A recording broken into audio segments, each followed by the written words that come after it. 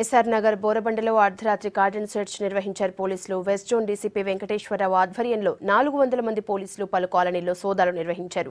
13 మంది rowdy sheeters, 46 మంది అనుమానితులను అదుపులోకి తీసుకున్నామని అన్నారు. మరోవైపు సరైన డాక్యుమెంట్స్ లేని 66 బైక్లు, 13 ఆటోలను సీజ్ చేసినట్లు తెలిపారు డీసీపీ. ఎస్పీఆర్ హిల్స్ బోరబండ ప్రాంతంలో ఉన్న అన్ని కాలనీస్లో కార్డినెట్ సెర్చ్ చేయడం అనేది జరిగింది.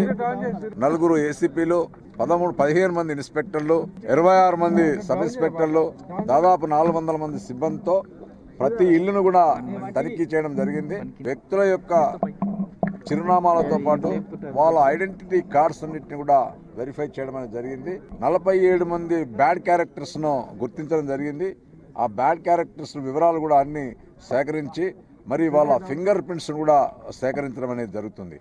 అదేవిధంగా 13 మంది రౌడీ షీటర్స్ను కూడా వాళ్ళ యొక్క కూడా పూర్తి వివరాలు, వాళ్ళు ఏ విధంగా ఉంటున్నారు, వాళ్ళ జీవన విధానం ఏంటి కూడా అన్ని వివరాలను తీసుకొని తర్వాత వాళ్ళ ఫింగర్ ప్రింట్స్ కూడా తీసుకోవడం అనేది జరుగుతూ ఉంది. సో వేరే రాష్ట్రాలకు చెందిన దాదాపు 36 మంది బీహారు, ఉత్తరప్రదేశ్ చెందిన కార్మికులు చెప్తా ఉన్నారు.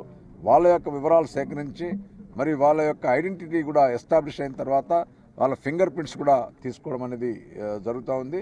63 2 వీలర్స్, దాదాపు 12 3 వీలర్స్ వెహికల్స్ను కూడా సీజ్ చేయడం అనేది జరిగింది.